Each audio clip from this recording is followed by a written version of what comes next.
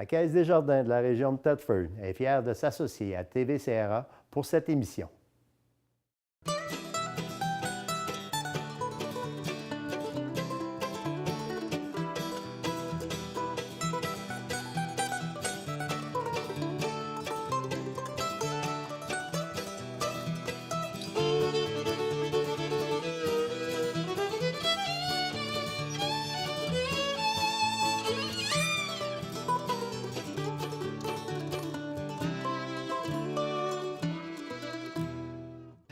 Mesdames et messieurs, bonjour. Bienvenue à une nouvelle émission d'Une page d'histoire. Aujourd'hui, comme nous sommes dans la période du temps des sucres, nous allons parler de ce sujet et pour l'occasion, j'ai invité M. Jean-Paul Paré. M. Paré, bonjour. Bonjour. Si on commençait par le début, qu'on parle des... faut entailler les érables? Oui, si on parle de l'histoire du sirop d'érable, les premiers intervenants là-dedans, dans le sirop d'érable, ça a été les Indiens, les Autochtones, qui entouillaient avec les moyens du bord. Et apparemment, c'était des feuilles de bouleau qui pouvaient entourer autour de l'érable, puis qui laissaient pendre une chose, puis une petite banderelle. Mais il n'y a aucun écrit là-dessus. Là. Après ça, pour la question de faire bouillir, eux autres, ils prenaient un arbre creux, un tronc d'arbre, un trou qui avait un tronc d'arbre qu'ils avaient coupé. Ils faisaient chauffer des roches. Puis ils mettaient des roches dans l'eau. C'était une manière de faire cuire. C'était les premières cuissons qu'il y a eu dans le sirop d'érable. Il n'y a aucun livre, aucune donnée qui nous dit qu'il faisait du 2A puis qu'il était juste à 66 degrés de Brix. Après ça, on a tombé dans l'entaillage, on a tombé dans la goutterelle. La goutterelle, c'est ce que vous voyez ici. On prenait une hache, soit qu'on donnait un coup d'hache comme ça, ou on prenait une chose spéciale, une cuillère spéciale qu'on accrochait après l'arbre puis qu'on cognait après. Après ça, on installait la goutterelle. La goutterelle, on mettait un auge au pied de l'érable, à terre, sur la neige. La goutterelle envoyait son eau dans l'auge. On passait avec des seaux pour ramasser la chose. C'était les premières entailles qu'il y a eu. Après ça, ça a évolué comme d'autres choses. Dans le chalumeau, ils ont commencé à faire chacun... Ce qui amène une nouveauté, c'est toujours la misère que tu as eue à travailler avec un article. Ouais. Ils avaient découvert fort probablement qu'en mettant le chalumeau plus long, que quand la neige fondait, le pied d'un arabe était emmanché en long un peu, qu'il n'ait pu aller chercher, à la fin de la saison, il y avait de la misère à aller chercher la récolte. Fait qu'ils ont fait des chalumeaux plus longs. Même il y en a des plus longs que ça, là. Après ça, c'était des goutterelles. Après ça, ils ont tombé avec du chalumeau pour la chaudière, toujours en bois.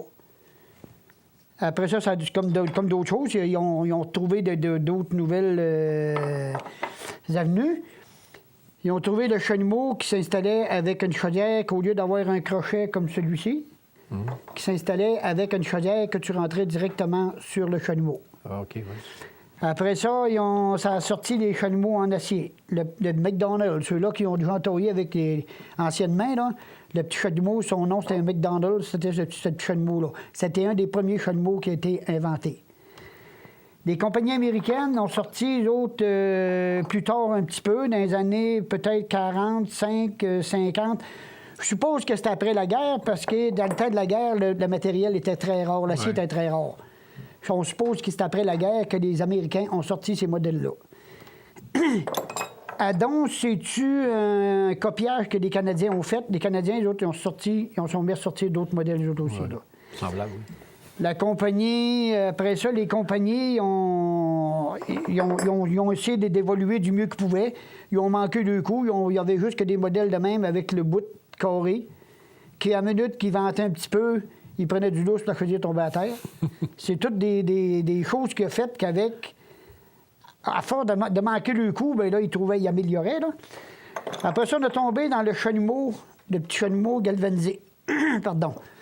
Ça a été une évolution, là. Parce que le chalumeau galvanisé, en plus d'être conique et qui tenait bien dans l'érable, excusez, tu pouvais mettre un couvert dessus. Okay, tu as marché de couvert à même de chalumeau. Encore là, il y avait un défaut. C'est quand il ventait, il n'avait pas long. Pardon, il n'avait pas long qu'il rentrait dans l'érable. le vent brassait le chalumeau, puis il tombait en cours. Ils ont essayé de remédier à ça avec l'autre chalumeau, le Loir. Le Loir, lui, on fait par exprès, je ne l'ai pas ici. Le Loir, c'est un chalumeau qui est fait plus long, plus pointu, plus long, mais qui n'a pas rien qu'à peu près rien que ça de long après l'écorce pareil. OK, oui. Fait qu'il n'empêchait pas la couler dans l'érable. Contrairement à ceux-là qui pouvaient empêcher ça, ce modèle-là pouvait empêcher la couler dans le vrai bois, dur. OK, oui. Après ça, bien, si on tombe dans l'évolution, quand je te parlais des grands chalumeaux, tantôt, ça me dit des plus longs, ça. Si on tombe dans l'évolution, bien là, on tombe dans des tubes érable. OK, oui. Dans le tube érable, les premiers modèles qui sont faits, c'est ceux-là. Si on partait d'après un érable, on parçait le trou, on s'installait après le trou, là, c'était comme ça. Il n'y avait aucune prise d'air au bout, si on le voit comme il faut ici, là, il n'y avait aucune prise d'air au bout. On arrivait à la deuxième érable. Il pouvait y avoir 6, 7, 8 pieds entre les érables. C'était conduit, ça rentrait d'un côté, ça ressortait dans l'autre. Il y avait, OK. contrairement aujourd'hui, on appelle ça une chute, là. C'est un bout de tube qui monte en haut. Ça, c'était une après l'autre de même. Fait que si tu avais le malheur de pogner un érable qui avait eu, on appelle ça une zarce, nous autres, une feuille d'Adin, quand tu arrivais, que les autres érables coulaient, quand tu arrivais à celle-là, s'il y avait une feuille d'Adin, l'eau, au lieu de continuer, elle sortait par la feuille de l'érable. Ouais. Ah, OK. De l'érable, c'est ça, ouais.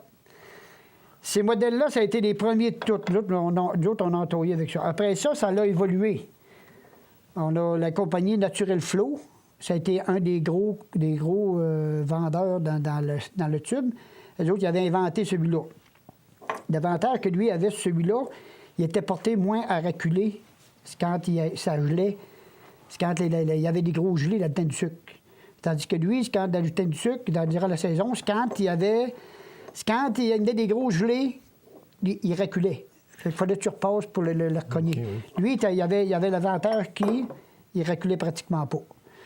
Ça a fait, comme celui-là, ça n'a pas eu une grosse popularité parce que la même chose que tantôt, c'est quand tu avais une gros gelée ou que tu avais un érable qui était zarcé, bien, l'eau s'en allait dans l'érable qui était fendu, autrement dit. Après ça, ça a évolué. On a retombé avec plusieurs modèles, plusieurs compagnies. Ça a été inventé par deux messieurs de East Broughton. Ah oui. Ça n'a jamais été mis sur le marché. Des moules ont été faites, le produit a été fait.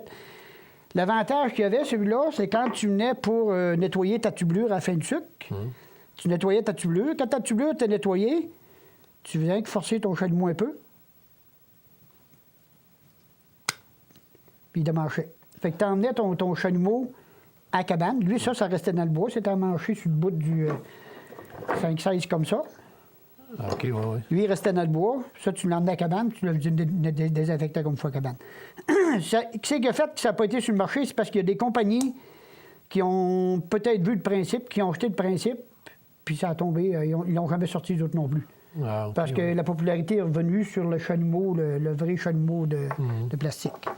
Pourtant, ça aurait été assez révolutionnaire, celui-là. Comme je vous dis, les compagnies, c'est quand ils ont vu que c'était révolutionnaire, là, ils ont dit, puis on ne fera plus d'argent avec ça parce que le chalumeau va durer quasiment ad vitam aeternam.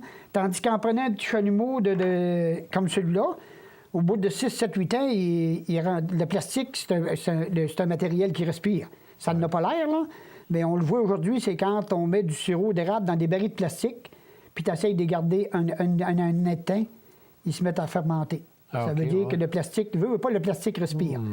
Fait que c'est pour ça que les autres, ils ont dit, regarde, ça va durer trop longtemps, on va s'organiser, on va acheter le principe, puis on ne le mettra pas sur le marché. Fait qu'ils ont continué avec les nouveaux modèles. OK, oui. Si on parle de chalumeau, aujourd'hui, pratiquement, il doit rester 3 compagnies au Québec qui font du matériel d'entourage. Je ne les nommerai pas faire de publicité ni une ni l'autre. Là. Toutes les compagnies se sont plantées à un moment donné parce que dans l'entourage, c'est quand tu parles de tubulure, pour faire une bonne tubulure, on parle de rayons UV. Il y a même dans la météo qui nous annonce à cette heure de faire attention aux rayons UV. Moins que tu n'as dans ton plastique, plus ton plastique va se détériorer vite. Fait qu'il y a des compagnies pour sauver de l'argent puis vendre des produits pas chers. Ils ont pris du plastique recyclé puis ont fait du tube Puis moi-même, j'en ai eu chez nous 3 ans, puis il était fini. OK, ouais. Tandis que tu prends un matériel comme celui-là, sans dire le nom de la compagnie, un matériel comme celui-là, que peu importe la couleur, là, qui peut durer jusqu'à 20 ans. Oui, ça fait une différence. Ça fait une grosse différence, tu sais. ouais. Mais les compagnies s'en sont rendues compte assez vite, là. Dans l'entoyage, bien, si on parle d'entoyer un érable, dans l'entoyage, il ne faut pas aller plus qu'à peu près 2 pouces de creux. Aujourd'hui, on a le petit chalumeau, un site, je ne l'ai pas oublié de le mettre sur la table. C'est un petit chalumeau, il y a rien qui 5-16 pouces de gros. Ah, OK. 5-16. Tandis que ceux-là, ça avait 5-8 de gros. Ça faisait une blessure plus grande à l'érable. Avec le petit chalumeau tout petit, là, tu peux avoir une blessure à peu près longue de même, puis à peu près ça de large, qui va se faire dans l'érable. On appelle ça la compartimentation. C'est une partie du bois qui meurt. OK. Tu n'as pas le choix. Comment tu rentoyeras ce dos l'année d'ensuite, ça ne donne absolument rien. Là, puis cette partie-là est morte. Dans le gros chalumeau, quand on parlait du gros chalumeau, ça pouvait faire ça de long de blessure, puis 4 pouces de large. Ah oui. Ouais. Fait que c'est pour ça même aujourd'hui, on accourt un chalumeau beaucoup plus petit, mais on reste toujours la même profondeur, sauf qu'avec, aujourd'hui, c'est des systèmes de pompe à vide, là. Au lieu de pomper à 15-16, excuse, on pompe à 17-18. OK, oui. Parce que le trou est plus petit, pour aller baisser la pression dans l'érable le plus qu'on peut. OK. Même aujourd'hui, il y a des expériences qui se font par Saint-Acer qui peuvent monter jusqu'à 26-28 de vacuum. 26-28, ça commence. Il faut que ta tubulure soit en bon ordre pour ne pas avoir trop de fuite. À quelle hauteur parce qu'on voit des fois les érables sont entaillés plus basses, des fois les chaudières. Vous m'avez déjà dit à un moment donné que des fois ils entaillaient assez haut, puis quand la neige fondait, la chaudière était inaccessible parce qu'elle était rendue trop haut. Est-ce qu'il y a une hauteur ou... Il n'y a pas d'auteur, c'est la nature qui décide de la hauteur. Ah, OK. Si une année, on a eu, comme l'exemple l'hiver passé, une année pratiquement pas de neige, fait qu'on a pu se permettre d'aller entailler plus bas un petit peu. Parce que la tubulure, c'est comme il y en a qui ne jouent pas avec la hauteur. Mais il y a plusieurs producteurs qui jouent avec la hauteur de la tubulure. OK. Comme cette année, on a entaillé une hauteur à peu près normale, même un petit peu en bas de la normale. Mais si on se rappelle, il y a 3 ans ou 4 ans qu'il y avait eu 6 pieds de peine de neige, là, on t'a entaillé, là, même, ça prenait des fois un petit... Dans mon cas, en tout cas, ça prenait une petite échelle pour des rabouts d'aller décrocher le chalumeau, tu sais. On n'avait pas eu le choix parce qu'il y avait trop de peine de neige, là. OK, oui. Oui, c'est très intéressant, là. De quelle façon on faisait les... Pouvez-vous me parler de quelle façon on faisait les trous? Tu sais, là, à un moment donné, vous avez été avec la hache tantôt. C'est ça. Il y avait les premiers modèles, c'était une hache on blessait l'arbre. Ouais. Où on prenait la cuillère, comme on appelle ça une cuillère pour entailler. Il y a un modèle que je n'ai pas, puis je lancerai une invitation au public. Ceux-là qui auraient une cuillère pour entailler. Il y en a qui ne savent même pas c'est quoi, là. C'est à peu près la grosseur de cette mèche-là. C'est à peu près long de même, puis c'est fait comme une cuillère au bout. Au lieu d'avoir des spirales comme ça pour sortir le bois, c'est rien qu'une cuillère. Ça veut dire que tu passais à peu près un demi-pouce, il fallait que tu sortes pour tout sortir ta ripe de bois, puis tu rentrais, puis tu en faisais encore un petit bout. C'est sur le même modèle qu'on voit ici. Oui. Seulement que c'est plus petit que ça. Ça en a un autre modèle que je vous ai montré tantôt, là, de la cuillère pour entailler, là. Ça en a un autre modèle. Lui, c'est un modèle qui avait été amélioré. Ça devait être pour faire plus de blessures après l'érable qui avait fait des ondulations de main. Okay. Après ça, des matériels pour entailler, on a ici la drill, qui avait 2 vitesses pour entailler. Tu ne pouvais pas entailler avec la drill, tu ne pouvais pas entailler avec une mèche comme ça. Ça prenait exactement une mèche comme ça. Parce qu'elle virait plus vite. Fait qu'il fallait qu'elle sorte sa ripe de bois, on appelle ça une ripe de bois. Il fallait qu'elle sorte à mesure parce que ça aurait serré dedans, surtout quand les érables coulaient. Ça devenait humide de suite. C'est pour ça qu'il prenait ces mèches-là.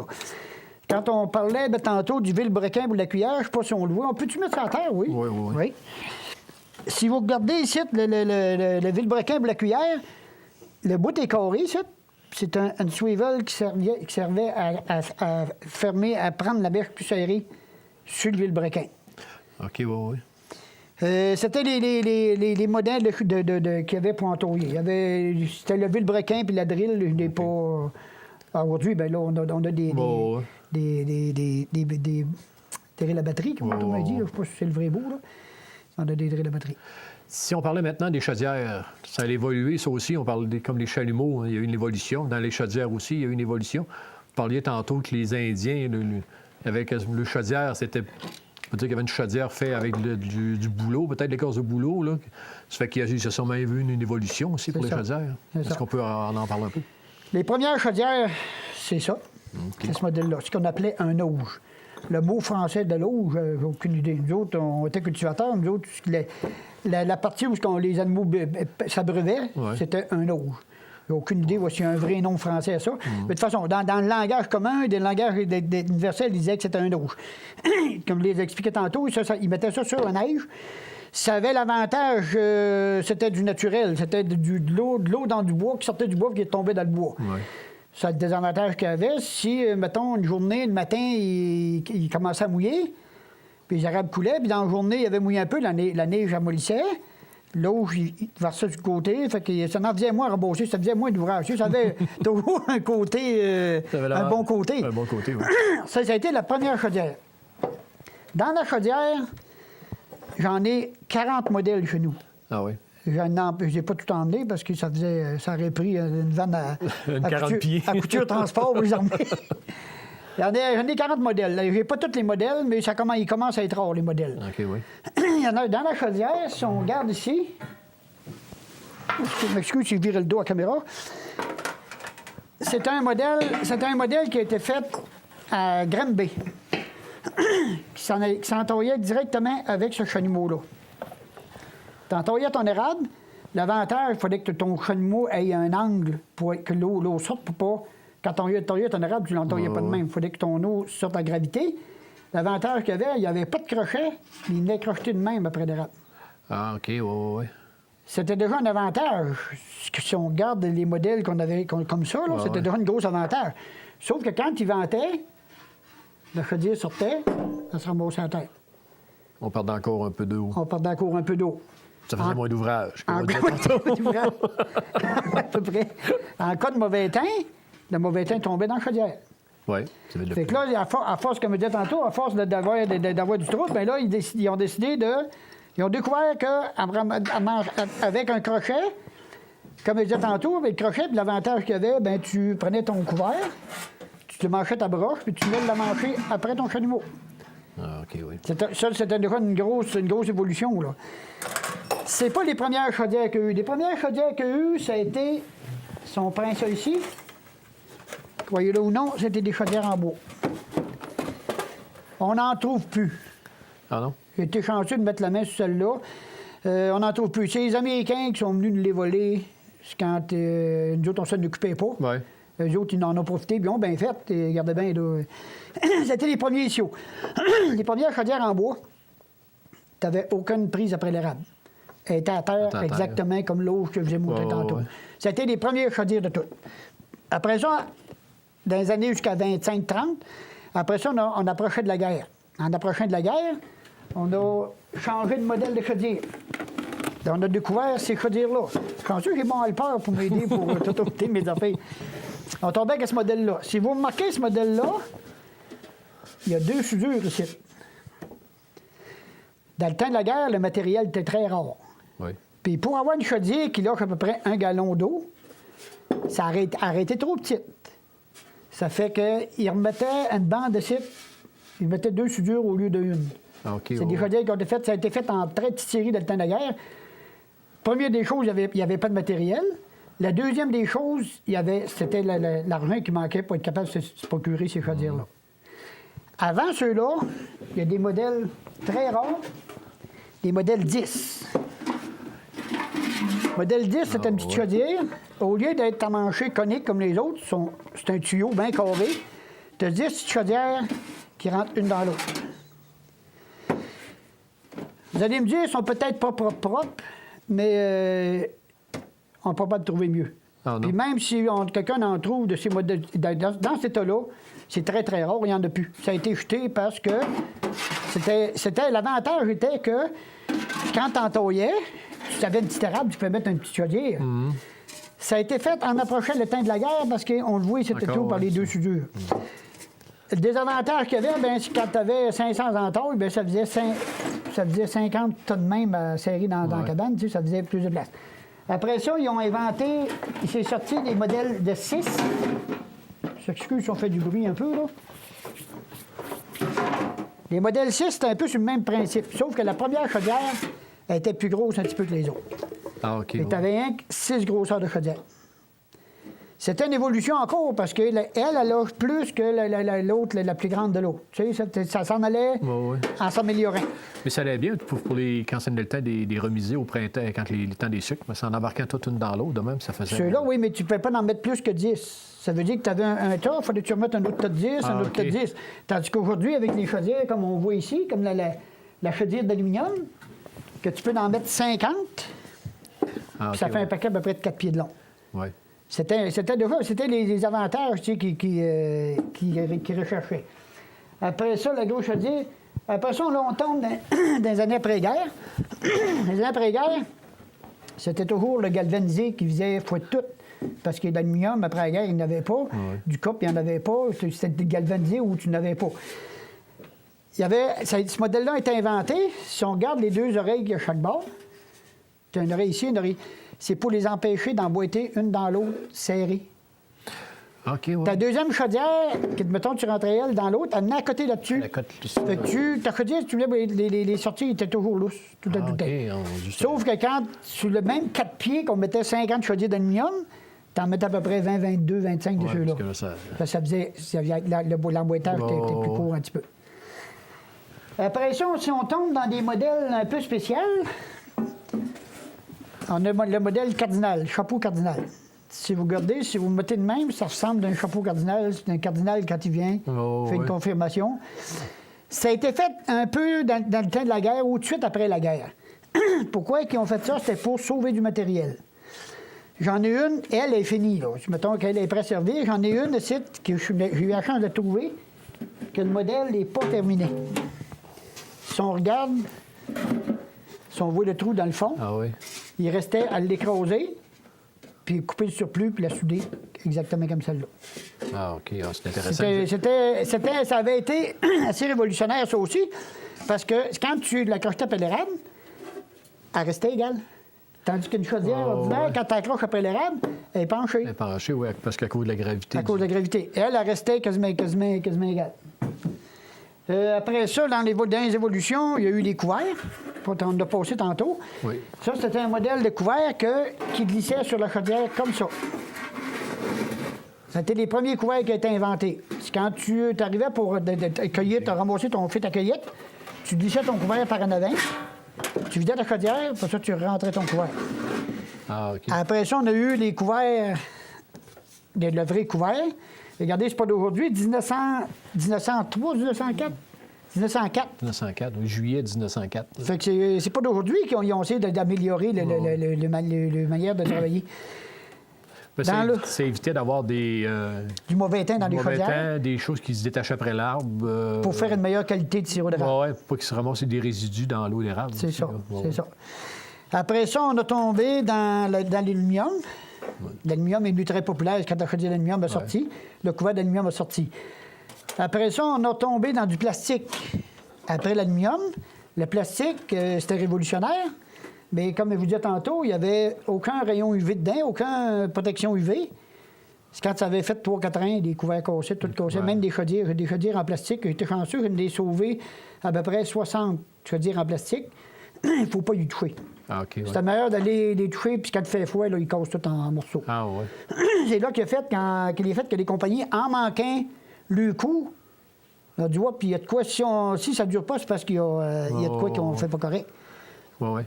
Ça fait que vous avez dit que vous aviez beaucoup de... C'est que les autres modèles que vous avez chez vous, y a-t-il une différence avec ceux que vous ne les avez pas emmenés, mais y a-t-il une différence avec ceux que vous avez emmenés, là? C'est la différence, il y en a, comme dans ce modèle-là, ça, c'est une compagnie de Granby qui faisait, il y a jusqu'à 3 gallons. Ça veut dire que la chaudière est plus grosse un petit peu, puis ça d'autres. OK. J'ai des petites chaudières qui ont été faites, ça devait être quelqu'un qui n'avait pas d'argent et qui s'était fait ça, ou un ferblantier qui avait de réseau. Une petite chaudière qui est là à peu près 3/4 de gallon. Il y avait un petit érable. Oui, il entaillait avec ça, puis s'il en perdait, tu sais. Il y a différents modèles, comme General Steelworks, les affaires de cuisine, là. Ouais. Ils ont fait de la chaudière en galvanisé pour les érablières. C'était une belle petite chaudière, sauf qu'elle était pesante. Tu prenais 20 chaudières de galvanisées de General Searways, tu prenais 25 chaudières d'aluminium, étaient moins pesantes, 50 chaudières d'aluminium étaient moins pesantes que les 20 de l'autre. Oui, c'est ça, c'était de transporter ça, là, parce que là, on partait de la cabane à sucre, puis on allait souvent assez loin dans l'érablière, là. Bien, si on regarde les premières années, les premiers quand ils faisaient bouillir avec des pannes, puis des chaudrons, Ouais. ils n'allaient pas chercher l'eau à 1,5 comme on fait aujourd'hui, puis 1 000. C'était en entour de la cabane, 2 arpents, 500-600 pieds, puis ça restait là. Ils charroyaient l'eau avec un joug, qu'on appelle, puis On se mettait deux ça. seaux. Le joug, on se le met sur les épaules, croche 2 seaux chaque bord. Fait que quand tu avais deux seaux de 3 gallons, 3 gallons et demi, qui donnent 6 gallons, tu avais fait 500 pieds avec. Quand tu arrivais à la cabane, tu sortais ta pipe, puis tu allumais une pipée, tu sais, ça valait la peine, tu l'avais gagné. Oui, tu devais, le soir, là, quand tu avais fait plusieurs voyages. Là, Bien, j'imagine, moi, je ne l'ai pas fait. fait, mais j'imagine le soir, s'il avait fait 25-30 voyages, là, il devait avoir. Il devait avoir mal un peu là, dans le cou puis ses épaules. Là, Ouais. Il devait commencer à faire se faire du muscle, je ne veux pas. Après ça, dans l'entoyère, parce que quand tu entoyais, il ne fallait pas que tu cales au genou tout le temps. Ouais. On avait Ça des prenait- raquettes. Les premières raquettes, ce qu'on appelle les raquettes à panneaux. On peut débarrasser du stock un peu. Ce qu'on appelle les raquettes à panneaux. C'est quoi qui consiste en une raquette à panneaux? Je ne sais pas si on le voit bien en caméra. C'est au lieu d'être de la babiche qu'on appelait, du cuir là, qui était lacé, c'était une palette ici que tu mettais ton pied, tu rentrais ton pied dans le lacet de cuir. Oui. Tu venais rattacher, tu rentrais ton pied, puis tu venais te rattacher en arrière de De ta boîte? de ta boîte. Ah, ouais. C'est ça qu'ils appelaient des raquettes à panneaux. C'est quand au lieu d'avoir une babiche puis plier rien que de la brique qu'on appelait, là, c'était le panneau complet qui marchait. Ah, OK. Ça, c'est des raquettes qui viennent d'un vieux monsieur de Saint-Pierre. Il était pour s'en aller à Dompe. Puis j'ai eu la chance de passer, puis j'ai fait le truc de vidange. C'est le même un peu qu'on ramasse, assez souvent qu'on ramasse des beaux morceaux. Ce qui fait son originalité, c'est que c'est pas une compagnie qui faisait ça, ça a tout été fabriqué de personnes, c'était l'individu lui-même qui faisait son show. Les autres, ils ont été faits avec des zones de rivière. Je sais pas si c'est des zones de rivière, je sais pas si vous savez c'est quoi. Non.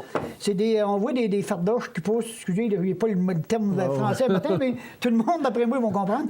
C'était des arbres qui poussent, ça vient pas gros, qui poussent du long des rivières.